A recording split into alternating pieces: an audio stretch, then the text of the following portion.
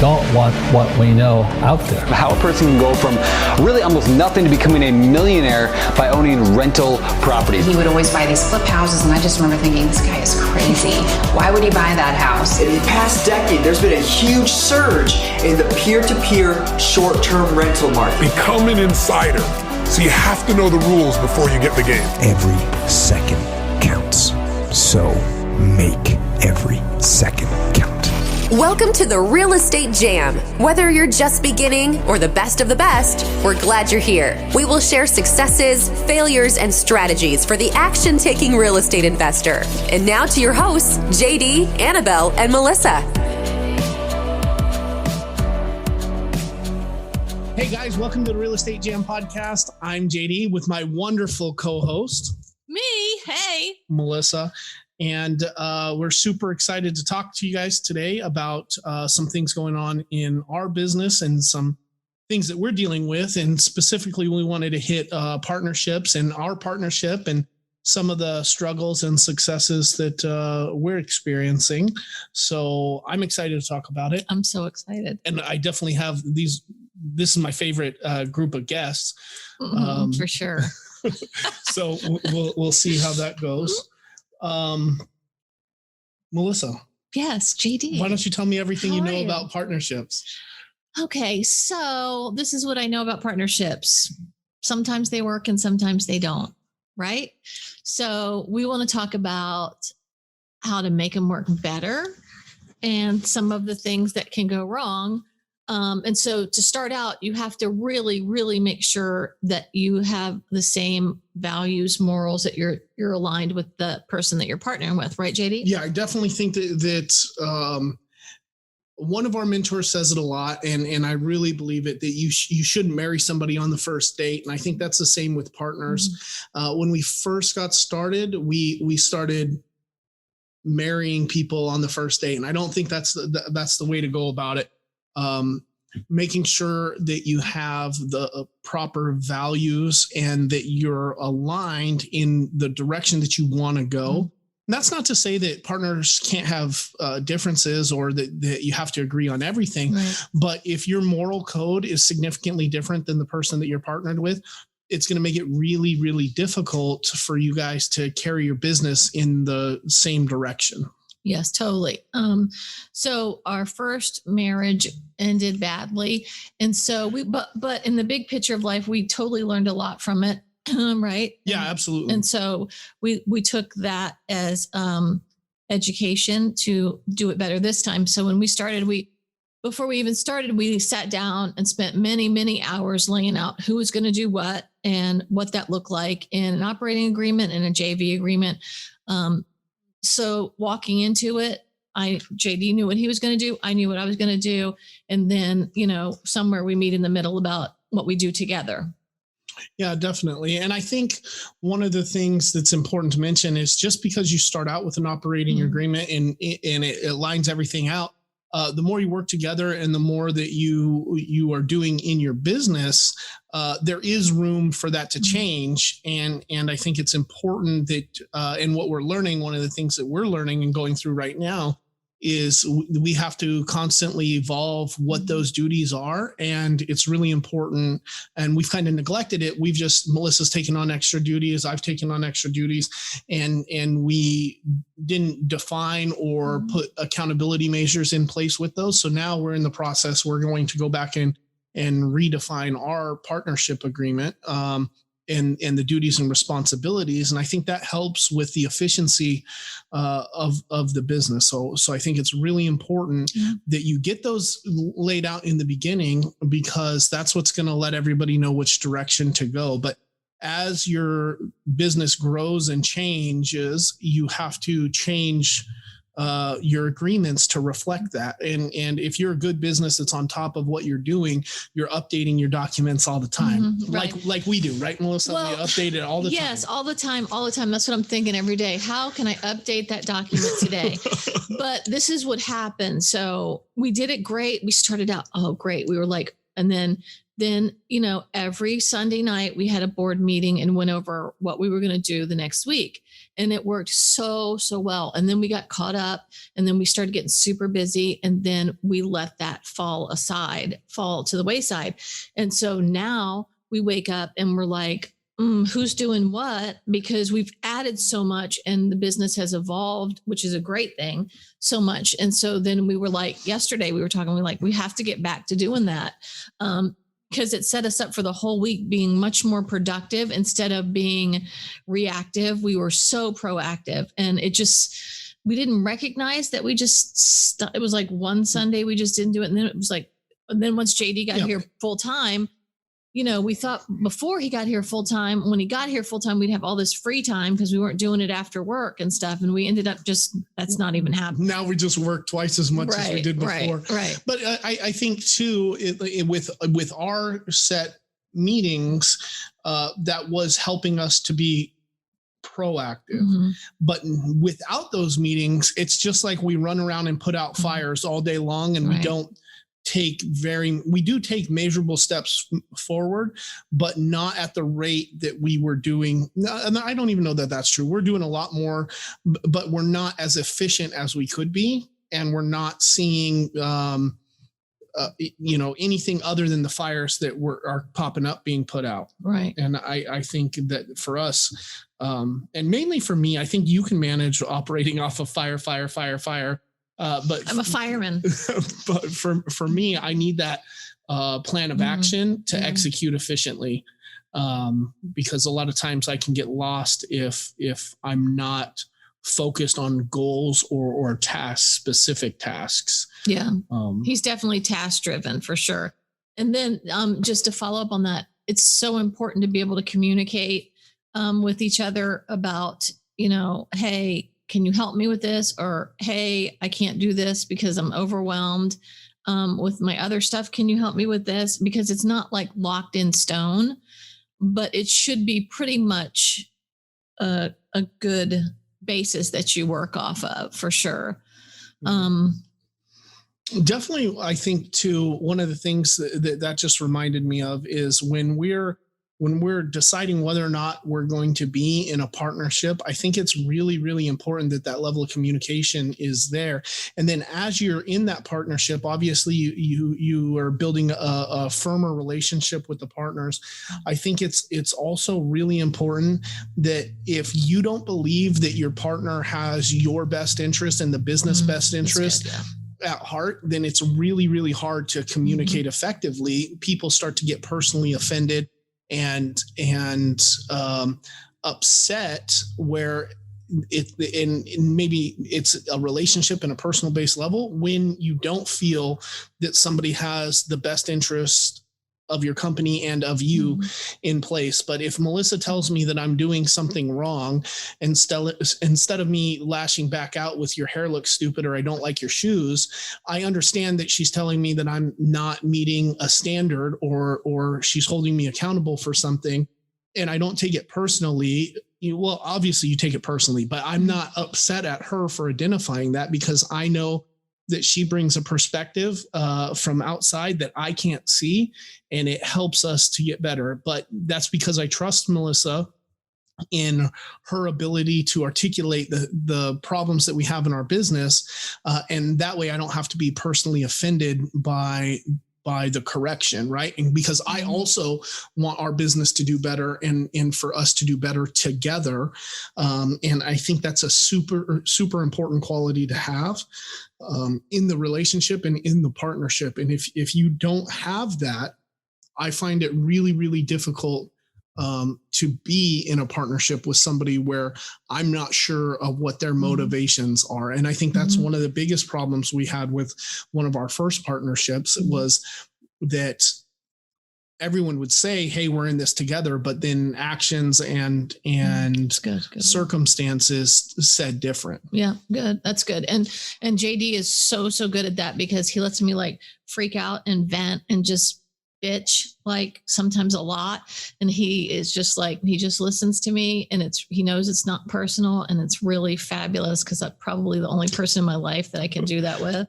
But to be able to be sounding boards off each other, because the end game is you want to be successful, right? And so part of that hurts too, right? So JD definitely is the master of that.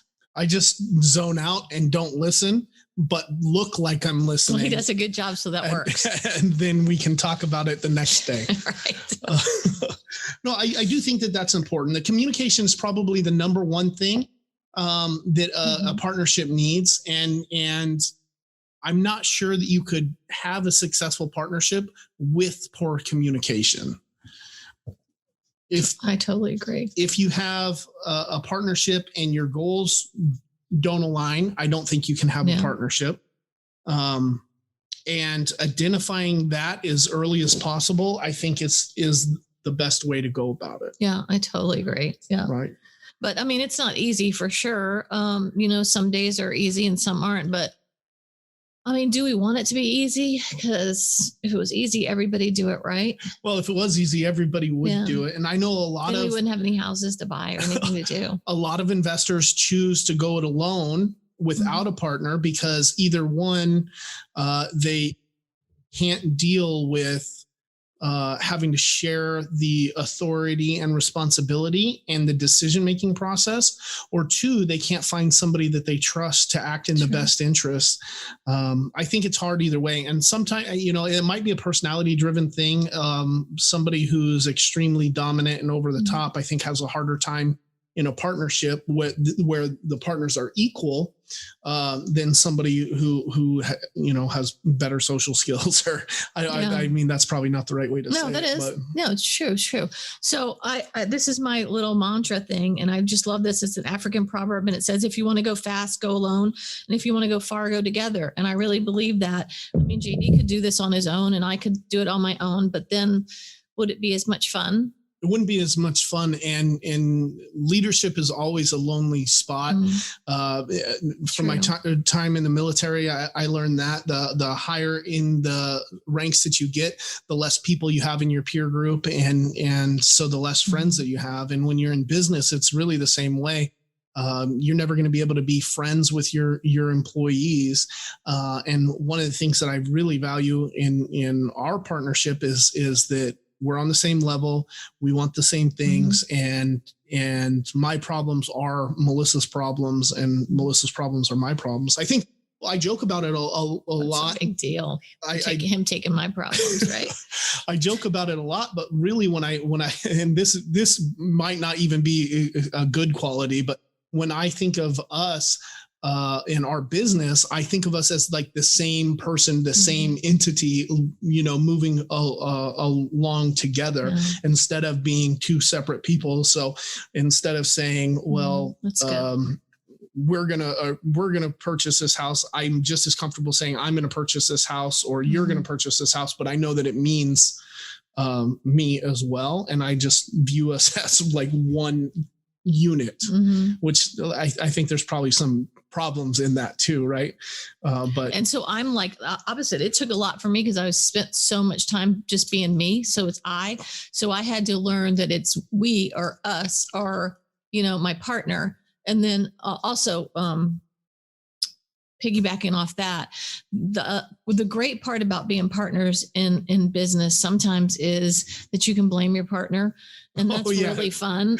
It's super fun to do that, especially when you're in deals and, you don't want to pay that much for that house. And I can use JD and he can use me and say, oh, my partner, they just won't budge, Right. It's definitely a good negotiation tactic. Yeah. It helps us. It also, even if we're not getting a better price for it, but it does allow us to stall for time, which is valuable in a negotiation or any decision.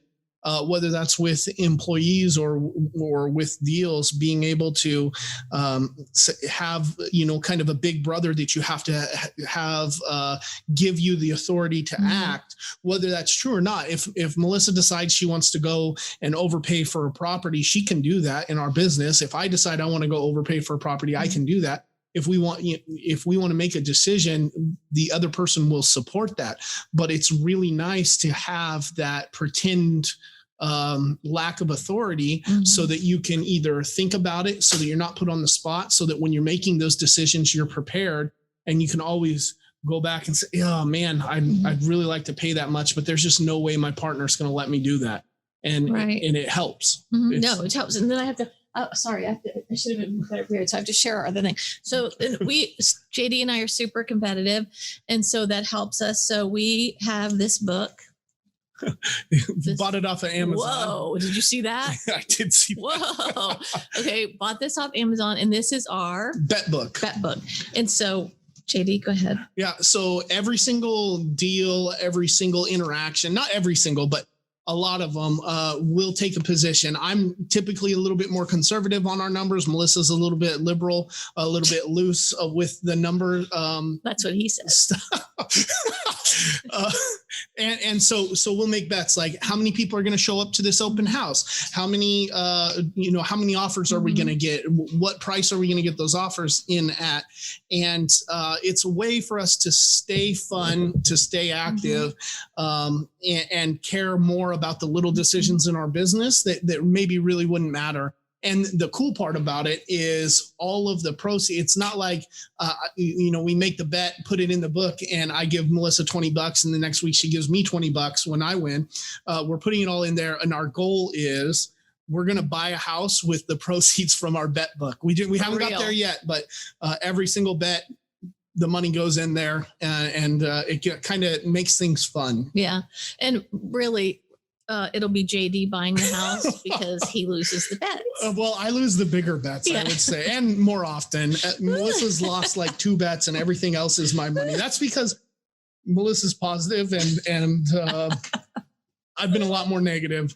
Yes. About it, but things like that keep our interactions fun and fresh, and things don't ever get boring in business generally. And this is one of the things that helps us stay motivated. Yeah. Then we also have, I'm sorry, I'm just wait a minute. So then we also have this point system that we have. So we keep track of every day. We want to get so many points, and then we keep track of it in a monthly calendar. And then at the end of the month, we have these goals about how many points we want to get. And so you get points for introducing yourself to someone, telling them what we do. We get points for signing a contract, getting a house under contract, closing on it. Yes. Buyer under contract.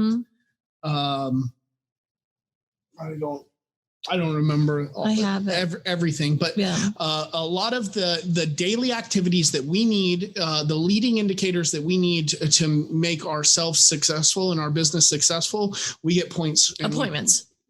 Setting appointments, going on appointments, all of those things help, because we're competitive, help us trying to stay on task, and also gives us something else to brag about at the end of the month. JD beat me on the nut points though, but I'm beating him on the bets. So that's right. So fine. I think finding a partner that you can interact with like this is super important. I also think it's rare. A lot of partnerships I don't think work like that. And I don't know that I would be able to be in a partnership that didn't have that kind of relationship. Boring. Yeah, that's boring. right. Yeah. So those are just some things that we wanted to add. Do you have anything else to add? No. What do you think the most important thing is about partnerships and picking the right partner? Communication. Okay. And what's the quickest way to destroy a partnership? Not communicate for real. Not to communicate. Me. Yeah. Dishonesty. I think. Yeah. Of course. Sorry. That never crosses my mind with us, but yes, you're right. Definitely. Yeah. For sure. Yeah. Well, that's all I got on partners and partnerships. If you guys have any questions, you can hit us up on Facebook. We're glad to share all we know about it, and real estate in general. And come by our office anytime. Yeah. Stop by the office and see us. We'll show you all of our cool stuff. Thanks, Melissa. Thank you. I'm happy that you're my partner. Me too. Happy. All right. Bye guys. Thank you for listening to the Real Estate Jam. We hope you enjoyed today's episode. For more information, check out our website, therealestatejam.com, or find us on Instagram, Facebook, and Twitter at The Real Estate Jam. If you have any questions, feel free to drop us an email at therealestatejam@gmail.com. See you next episode.